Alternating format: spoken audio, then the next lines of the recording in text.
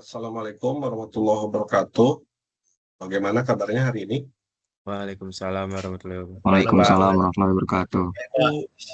Semoga kita semua selalu diberikan kesehatan, keberkahan, dan kemudahan ya dalam menuntut ilmu oleh Allah Subhanahu wa Ta'ala yang masih memberikan kita nikmat dan kesempatan untuk kembali belajar pada mata kuliah pendidikan agama Islam ya. Pada minggu pertemuan kali ini kita akan melanjutkan pembelajaran dengan topik yang dekat dengan kehidupan kita sehari-hari, yaitu pembentukan akhlak mulia, konsep, dalil, aktualisasinya bagaimana, dan sebagai penggerak budaya gitu ya.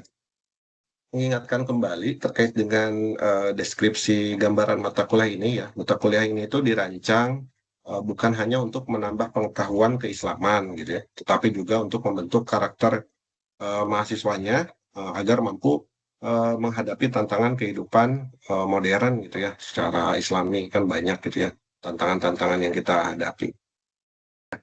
Baik teman-teman, sebelum kita masuk ke materi hari ini gitu ya, saya ingin mengajak kita mengingat kembali materi pada pertemuan sebelumnya ya. Minggu lalu kita membahas konsep dasar agama Islam, khususnya mengenai akidah gitu ya. Ada yang masih ingat apa itu makna akidah? Di sini mungkin ada yang mau merespon. Akidah itu apa? Secara definisinya? Akidah ya Pak? Ya, siapa ini? Fatir ya? Ya Pak. Kalau akidah itu menurut saya kayak seperti keyakinan gitu Pak. Kalau di sini berarti keyakinan yang tertanam kuat dalam hati seorang Muslim terhadap Allah Subhanahu Wa Taala sih Pak. Oke, baik. Terima kasih. Ya, betul. Berarti akidah itu berasal dari kata koda gitu ya, yang berarti mengikat dengan kuat. Tadi bahasa Fatir gitu ya. Jadi keyakinan yang mengikat hati seorang Muslim sehingga tidak mudah goyah gitu ya. Dalam kajian para ulama pun kan iman itu gitu ya tidak hanya diyakini dalam hati gitu, tetapi memiliki beberapa unsur gitu, 3 unsur utama gitu ya.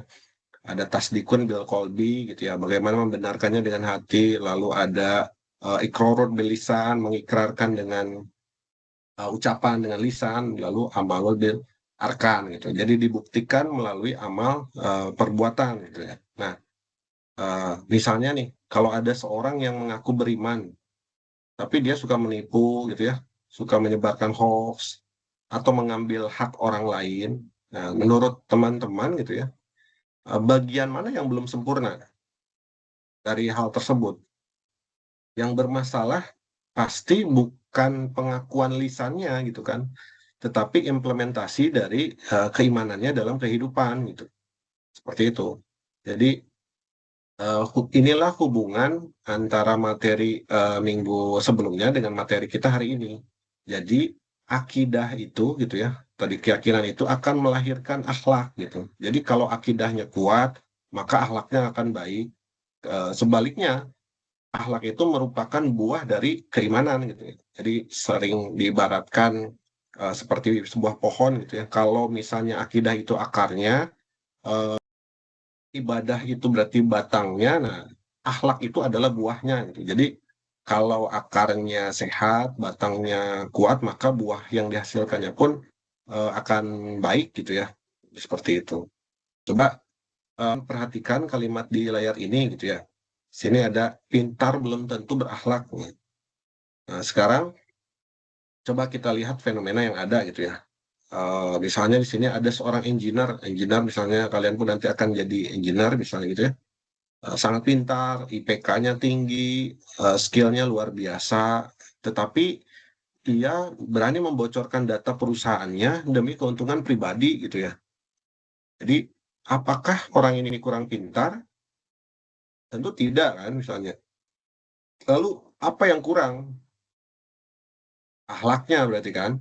Nah, dalam hadis Nabi gitu ya, Rasulullah pun bersabda, innamal bu'istu liutamima makarimal akhlak gitu. Jadi beliau pun diutus untuk menyempurnakan akhlak yang mulia gitu. Dalam artinya keberhasilan Islam tidak hanya diukur dari banyaknya orang yang pintar, tetapi dari banyaknya orang yang memiliki akhlak yang mulia gitu ya. Seperti realitas digital kita hari ini nih. Di data Kominfo saja tercatat ada 12.000 konten hoax, ada 3,3 juta konten negatif yang berseliweran di ruang publik digital kita gitu ya. Nah, pertanyaannya yang bisa kita renungkan gitu ya, di tengah banjirnya informasi seperti ini, apa sebenarnya rem yang bisa menahan diri gitu ya, seseorang profesional misalnya nantinya kalian gitu ya, untuk tetap berbuat benar? Ya jawabannya adalah akhlak gitu.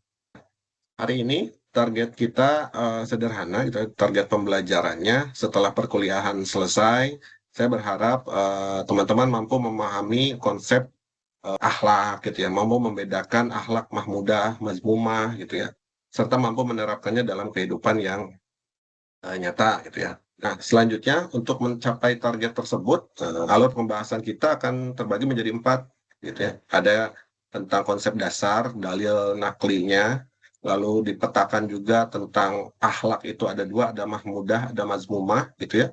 Lalu di sini kita menganalisis aktualisasi akhlak dalam 4 ruang kehidupan dan bagaimana akhlak menjadi penggerak budaya dan peradaban gitu ya. Jadi, sekarang kita masuk pada konsep dasar nih. Menurut kalian nih, apa bedanya akhlak dengan etika? Ada yang tahu secara sederhananya seperti apa? Iya, Denny bagaimana? kondisi yang terjadi. Sedangkan kalau akhlak itu dia tuh berdasarkan kebiasaan kita.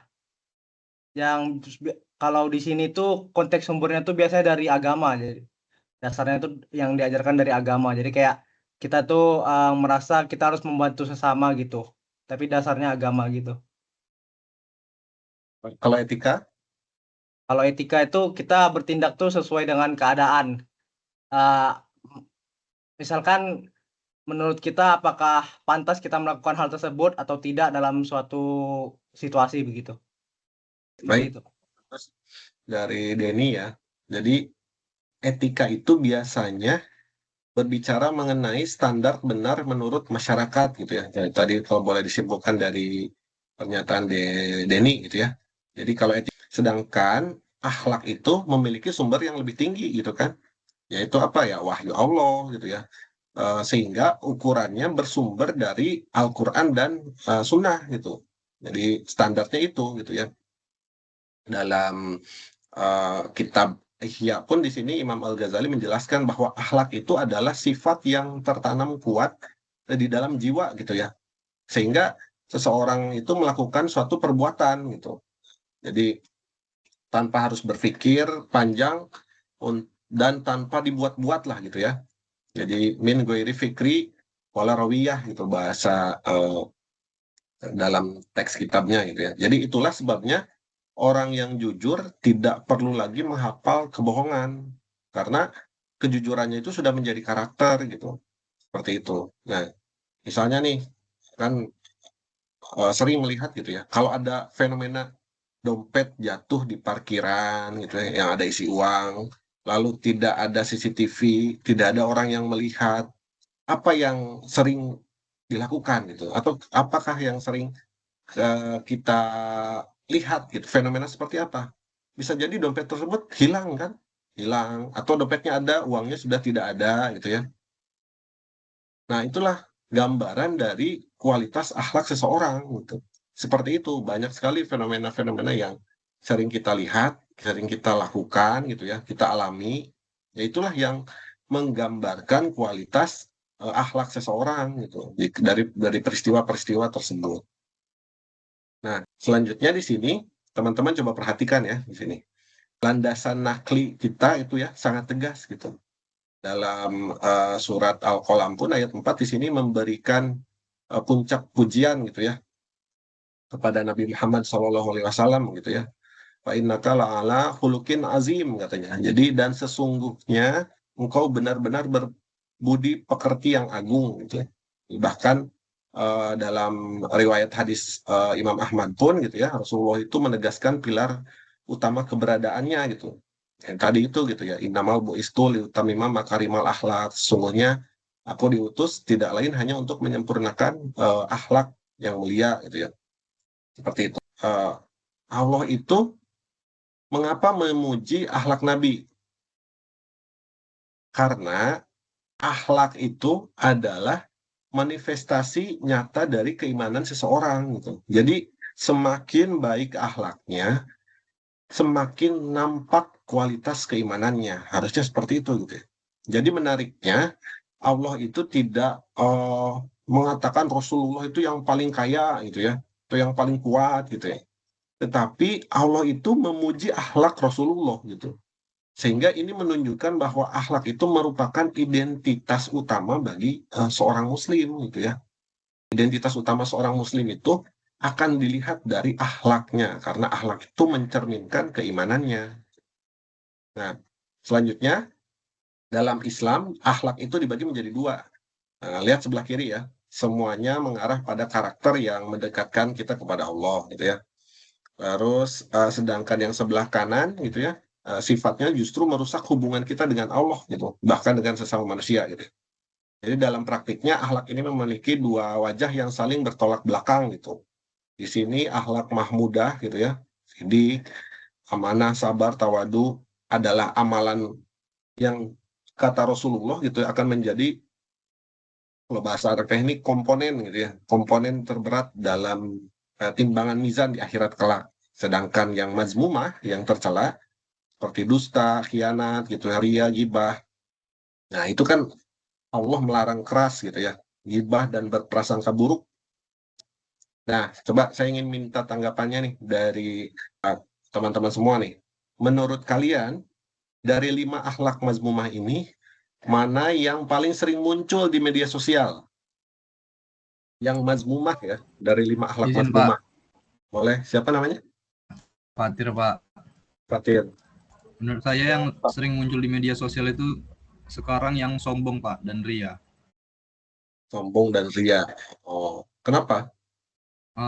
Dari yang saya lihat di media sosial sekarang udah banyak orang yang justru memamerkan kekayaan yang ia miliki Pak.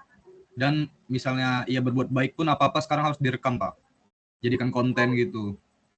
Oke, baik. Menarik ya jawabannya. Jadi, saya juga memang melihat bahwa ria atau bahkan gitu ya, gibah gitu ya, dan sering kita lihat akun-akun yang berseliweran di media sosial gitu ya, semakin mudah dilakukan melalui media sosial itu kan itu ya, ria dan gibah gitu. Nah, dua hal ini gitu ya, atau dua akhlak ini sering kita lihat ya, mudah dilakukan gitu ya di media sosial itu. Nah, selanjutnya akhlak ini gitu ya, bukan hanya ketika kita berada di masjid atau tempat beribadah gitu ya, tetapi ketika kita berada di lab gitu ya, atau di kampus, atau bahkan di tempat kerja misalnya. Bahkan ketika kita sedang membuka Instagram atau media sosial lainnya gitu. Nah, ini sangat penting gitu. Jadi perlu diingat bahwa akhlak itu bukan sekedar teori yang berada di lembar ujian gitu, tapi dia itu hidup gitu ya pada ruang-ruang aktualisasinya masih sendiri gitu ya. Jadi hablum minallah diwujudkan dengan keikhlasan, menjaga kualitas ibadah gitu ya. Terus ketika konteksnya keluarga atau sesama, birrul walidain, santun dalam bertutur kata gitu ya. Terus dalam lingkungan kampus misalnya, dalam lingkungan ilmu, berarti akhlaknya adalah apa? Jujur gitu ya, menghargai karya intelektual orang lain, seperti itu. Nah, lalu dalam ruang digital seperti apa nih? Nah, berarti kita harus menerapkan prinsip tabayun gitu ya. Jadi tidak asal jempol kita itu menyebar berita yang bermuatan ujaran kebencian atau misalnya unverified gitu ya, bahasa sekarang gitu. Jadi Allah itu mengajarkan satu konsep penting gitu ya dalam akhlak kita, terutama dalam ruang digital, tentang tabayun gitu ya. Jadi yang berarti memastikan dan memverifikasi kebenaran suatu informasi gitu. Seperti dalam Quran surat Al-Hujurat ini gitu ya. Jadi fatabayanu, maka telitilah terlebih dahulu gitu ya. Di sini kan pasti nih ada yang pernah menerima berita grup WhatsApp, entah itu keluarga atau grup apapun gitu, yang ternyata setelah dicek hoax gitu ya, dan hampir semua pernah kan. Nah, tabayun inilah adalah bentuk akhlak digital gitu ya dalam konteks ini bagi seorang muslim gitu. Selanjutnya, mengapa pembentukan akhlak ini sangat krusial nih? Karena akumulasinya gitu ya, seperti efek domino gitu. Jadi akhlak individu akan membentuk kebiasaan kolektif. Kebiasaan kolektif akan menjelma menjadi suatu budaya gitu. Nah, tentu saja dan budaya itu adalah yang membangun peradaban bangsa itu sendiri. Jadi coba bayangkan ketika misalnya kalian gitu ya, ada satu mahasiswa yang disiplin misalnya dalam satu kelas. Maka lama-lama satu kelas akan menjadi disiplin harusnya gitu ya.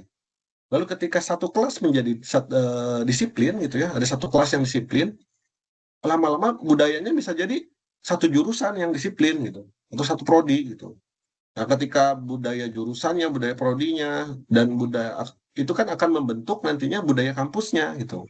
Nah, ketika budaya kampus, maka akan melahirkan lulusan yang berkarakter misalnya. Nah, ketika sudah keluar dari kampus berarti menjadi lulusan tuh. Lalu setelah itu perubahan besar itu pasti akan dimulai dari ya individu-individu tadi gitu. Jadi Indonesia emas yang 2045 ya, tidak hanya butuh teknologi yang canggih saja gitu, tetapi butuh manusia yang berakhlak mulia gitu. Nah, di sini coba kita diskusikan nih. Ada seorang mahasiswa misalnya ya yang menerima berita viral nih, tanpa berpikir panjang dia langsung menekan tombol share atau dibagikan gitu. Entah itu di TikTok, Instagram, atau apapun gitu ya. Nah, beberapa jam kemudian, ternyata berita tersebut adalah fitnah atau hoax dan merugikan banyak orang. Nah, menurut kalian nih, akhlak mazmumah yang muncul dalam kasus ini apa? Akhlak mazmumahnya apa? Jawab, Pak. Pak Denny, suaranya belum dinyalakan itu. Sudah terdengar, Pak. Nah, Yang saya dapat dari teks itu terdapat akhlak mazmumah itu yang dusta, Pak, yang pertama tadi. Di mana berita waktu itu yang termasuk dustanya? kalau mahmudahnya, akhlak mahmudah apa yang seharusnya dilakukan? Seharusnya jujur, Pak. Jujur ya. Nah, itu berarti kan tadi sudah ada uh, kita bahas sebelumnya bahwa berarti yang tadi karena berbohong berarti jujur. Nah, berarti di sini gitu ya jawabannya sebenarnya mengarah pada satu konsep gitu ya dari konteks studi kasus ini gitu ya. Yang tadi berbohong, yang satu lagi harusnya jujur gitu. Tapi dalam konteks ini jawabannya mengarah pada satu konsep yang namanya tabayun gitu ya. Gitu dari bahasa sekarang kan saring sebelum sharing gitu ya. Jadi bagaimana tabayun sebelum menyebarkan informasi gitu. Karena satu klik saja di media sosial dapat menjadi amal jariah gitu ya. Apabila membawa manfaat atau justru menjadi dosa jariah apabila menyebarkan keburukan. Nah, itu pentingnya gitu ya dalam pembahasan ini gitu ya. Oke. Nah, saya coba ingin mengulas gitu ya pemahaman yang sebelumnya melalui pertanyaan berikut gitu ya. Siapa yang bisa menyebutkan kunci definisi akhlak menurut Imam Al-Ghazali tadi yang saya jelaskan di awal? Bisa diberikan jawaban yang singkat dan jelas? Izin Pak menjawab. Siapa? Revan? Evan Pak, Ya, gimana? suatu sifat yang tertanam dalam jiwa yang darinya lahir perbuatan-perbuatan dengan mudah dan gampang tanpa memerlukan pemikiran dan pertimbangan Pak. Nanti kata kuncinya apa? Tanpa pertimbangan yang Tanpa rumit, gitu pemikiran ya? dan pertimbangan Pak, melakukan Oke, betul. perbuatan-perbuatan baik. Ya, baik. Terima kasih dari Revan ya. Tepat sekali. Jadi di mana kondisi jiwa yang tertanam kuat dan lahir tanpa pertimbangan yang rumit gitu ya. Seperti itu. Oke. Nah, selanjutnya contoh akhlak mahmudah dalam dunia digital beserta pembanding mazmumahnya. Kira-kira apa contohnya? Dalam dunia digital ya. Izin jawab Pak. Boleh, silakan. Siapa? Denny. Ini Pak. Tadi kan kalau yang seperti dijelaskan Patir kan kalau di dunia digital itu kan sombong ya. Itu untuk yang mazmumah. Sedangkan mahmudahnya itu berarti dia menjadi pribadi yang rendah hati, Pak. Jadi dia tidak sombong di dunia digital gitu. Contohnya misalnya? Seperti apa ya? Kalau mahmudah di dunia digital itu tidak seperti memamerkan harta gitu.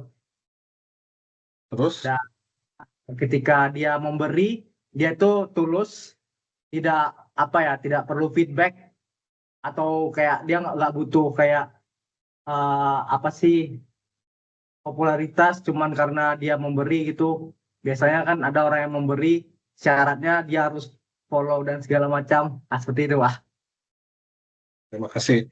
Ya, betul gitu ya. Salah satunya seperti itu. Bagaimana tidak menginginkan popularitas gitu ya. Atau tadi juga ada tentang tabayun gitu ya. Mahmudahnya itu tabayun. Terus mazmumahnya itu hoax atau mengirim spam gitu ya. Oke. Nah, kalau yang terakhir surat ayat berapa tadi yang menjadi landasan utama perintah kita itu harus tabayun? Quran surat apa? Dan ayat berapa? Tentang perintah tabayun tadi di pembahasan sebelumnya. Kira-kira apa? Al-Hujurat ayat 6, Pak. Al-Hujurat? Oh Ayat ya. 6. Ya, betul, benar sekali. Jadi siapa? Dari Junio ya. Quran surat Al-Hujurat ayat 6. Oke. Nanti secara keseluruhan rekan-rekan sudah menguasai lah ya beberapa indikator pembelajaran kita dengan baik. Ada pertanyaan terlebih dahulu?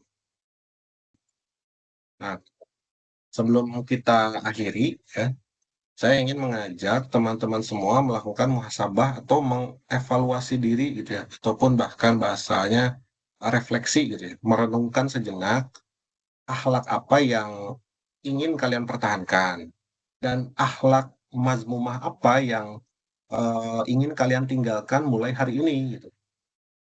Silahkan direnungkan akhlak apa yang ingin saya pertahankan, lalu akhlak mazmumah apa yang ingin kalian tinggalkan mulai hari ini gitu ya. Nah, kita belajar hari ini gitu ya bahwa akidah yang benar akan melahirkan ibadah yang benar tadi gitu ya. Dan ibadah yang benar akan membentuk akhlakul karimah. Nah, jadi dengan kata lain, kualitas seorang muslim gitu ya di sini tidak hanya melihat dari seberapa banyak ia mengetahui ajaran Islam gitu, tetapi dari seberapa jauh nilai-nilai Islam itu tercermin dari perilakunya gitu ya. Jadi bahasanya kalau dalam hadis gitu ya. Jadi sebaik-baik kalian adalah yang paling baik akhlaknya gitu ya dalam konteks ini. Jadi cukup ya. Oke, baik. Jadi dengan kata lain ya, kualitas seorang muslim itu tidak hanya terlihat dari seberapa banyak ia mengetahui ajaran Islam, tetapi dari seberapa jauh nilai-nilai Islam tercermin dalam perilakunya gitu ya. Seperti itu. Di dalam hadisnya, khairukum ahsanukum akhlakon. Sebaik-baik kalian adalah yang paling baik akhlaknya gitu ya. Oke, baik. Terima kasih atas partisipasinya dari teman-teman semua pada perkuliahan hari ini. Semoga ilmu yang kita pelajari menjadi ilmu yang bermanfaat dan dapat kita amalkan dalam kehidupan sehari-hari. Oke. Saya tutup. Subhanakallahumma wa bihamdika asyhadu an la ilaha illa anta astaghfiruka wa atubu ilaik. Assalamualaikum warahmatullahi wabarakatuh. Waalaikumsalam.